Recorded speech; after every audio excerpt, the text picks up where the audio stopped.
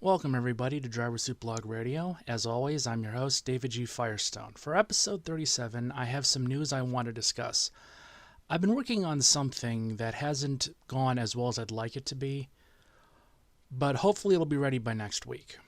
So we've had some news stories that I've been wanting to cover but haven't gotten around to covering. So our first story is about NASCAR charters. And before we start, I'd like to apologize for some of my previous takes, as almost all of the information I found on the charter system only told about guaranteed race starts. I couldn't find much other information. Now, that said, our first story is about NASCAR charters. Currently, the asking prices for a NASCAR charter have reached the $20 million mark, according to people who are in the know, so to speak. And contributing to the rise in the asking prices is that teams are expecting that the next TV deal will be much more lucrative, and they'll get a bigger share of the total. Now, as it stands right now, the TV deal is worth $825 million, and this is what the sport takes in annually from media partners. Teams get 25% of that. Now, this adds up to $205 million, or $694,000 per charter. Now, there are factors such as on-track performance and other things that do affect how much money the team gets per charter. Now, the teams are talking with NASCAR about the possibility of getting a bigger piece of the pie with the next media deal, but given that TV ratings are sort of fluctuating between mediocre and good for the most part, I don't see them getting more, to be honest with you. And remember, as a lot of the races are on cable, they take a 46% average in viewer loss when a race airs on cable as opposed to broadcast. And they're going to get lower unless other changes are made.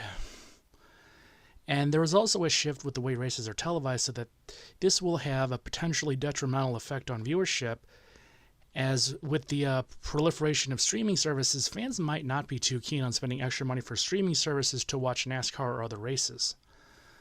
Look at what happened with the Grand Prix of Toronto. That was only on Peacock, and you could see how bad, the ratings can get. I also question the logic of purchasing something where, while you do have, it does give you back a decent amount of money, it takes at least 4 years, sometimes more, to break even. And this is especially true in a sport where teams can come and go.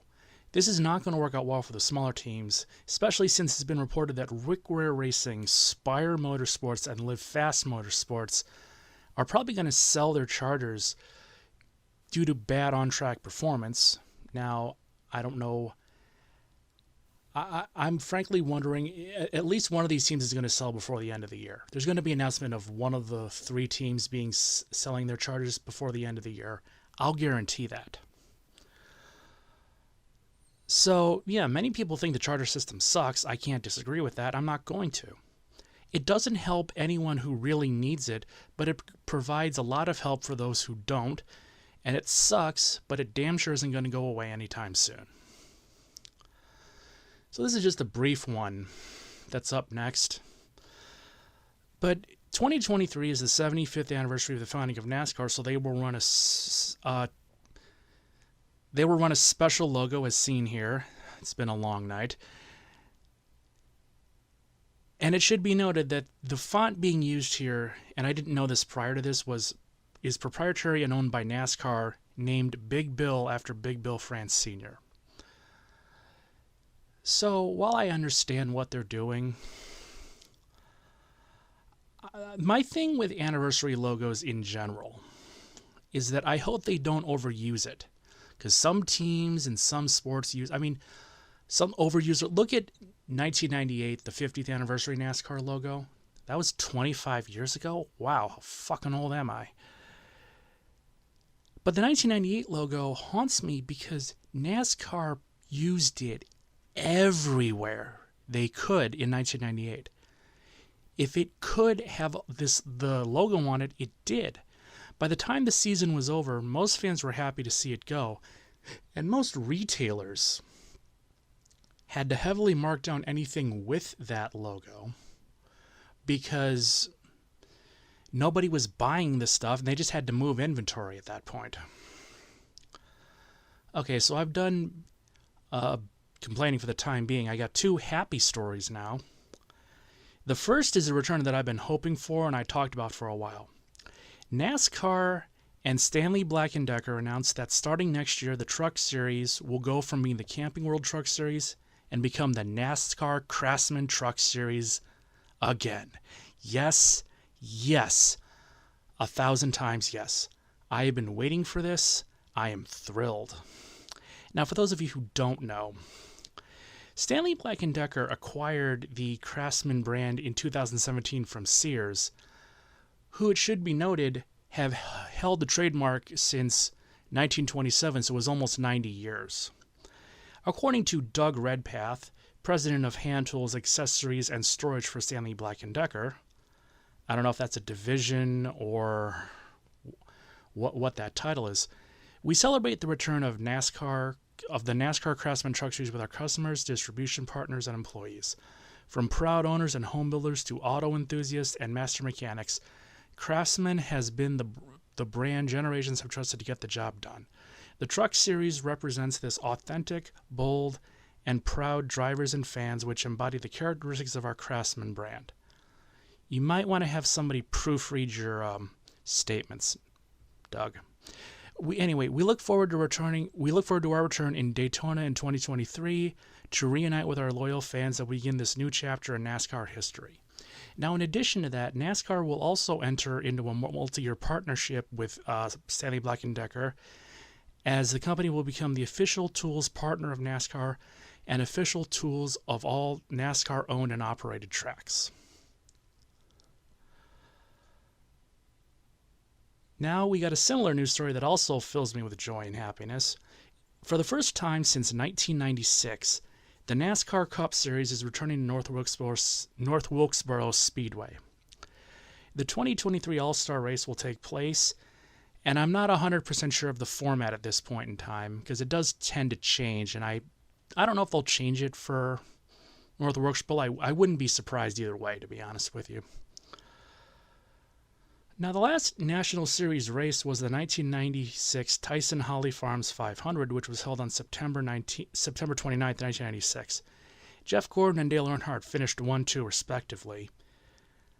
And this would also be the last race that would have less than 40 cars until the 2016 Folds of Honor Quick Trip 500, almost 20 years later.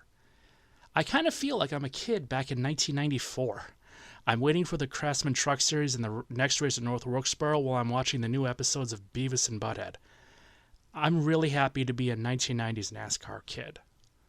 Okay, I'm going to take a quick break, and we're going to talk about the F1 and IndyCar contract stories I had previously discussed.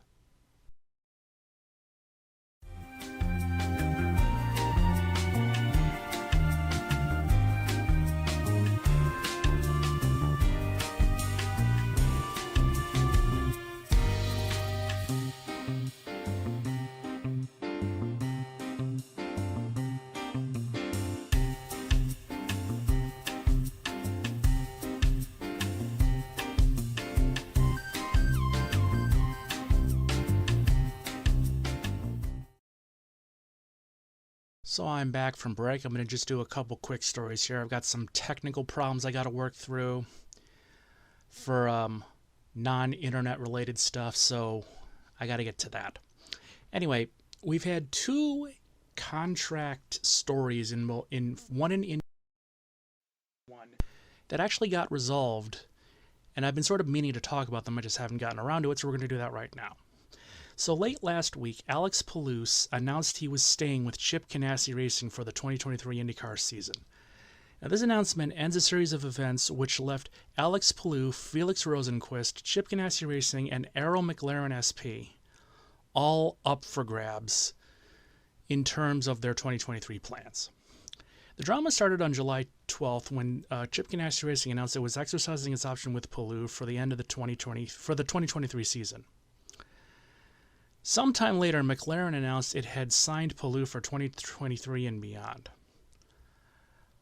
Now, my take on it was that Palou thought he was in the clear and that Ganassi wasn't going to pick up the option, but they did. I don't think there was any ill intention here.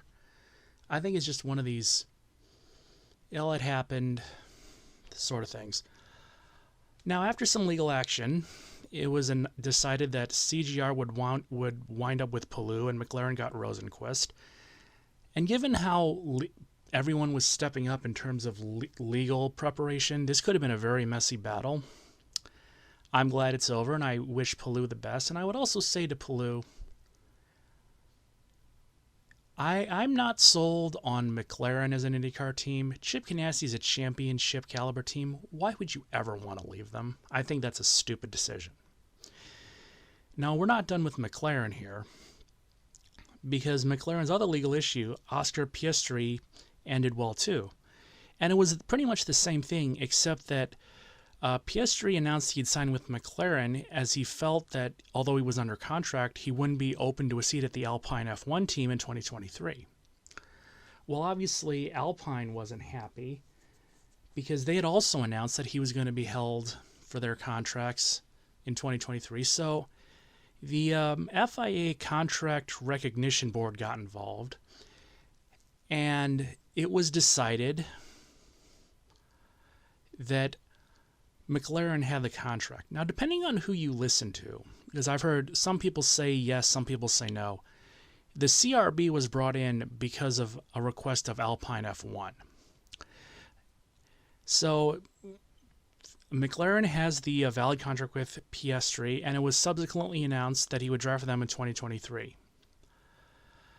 Now, Alpine lost, and it's unclear as of this moment who are they going to be getting for 2023. Now, I do think they have a few people in the pipeline. There are a few contracts that are up, so I'll be interested to see where this one goes. Now, Piastri said after this announcement was made, quote, "The CRB ruling confirmed I didn't have a contract for the 2023 season with Alpine. I was free to choose my destiny, and I felt McLaren was a great opportunity. They were very straightforward and were very keen and enthusiastic to have me. To be completely honest, there was a lack of clarity around my future at the team at Alpine. They publicly stated they wish they continue with Fernando for at least 1 or 2 more years. I respect that. But after spending the year out, my hopes were firmly set on an Alpine seat, and the lack of clarity, similar to Fernando, a bit of a strange feeling in negotiations. It didn't feel like it was the right decision for me to stay around. The lack of clarity about my future and ultimately a breakdown in trust, I felt the very attractive offer from McLaren and the positive dealings with them thus far were all the reasons I felt McLaren was where I was better off for the future." Now again, I have a feeling that there's more going on here, but if that's really the case, what Piastri said, I mean, I understand why he made the move now. All involved has sort of been mum for a while, but listening to Piastri's comments, yeah, it seems like he made the right move and the right moves were made. And again, I'm not going to talk about Alpine badly, I don't think. I think that they're in a weird place right now with some of their driver contracts, and they don't have as much information as you'd like. I wish them the best. And I think the whole thing was bonkers. And I just hope everyone comes out well in this. I really do. I don't want to see anything bad happen to any driver or any team. I really don't. Well, that does it for this week. I don't know what I'm going to do next week. If some things come through this week, I'll have an interesting setup. But if I don't, I don't. I'll figure out something. Until then, I'll see you next week for episode 38 of Driver Suit Blog Radio.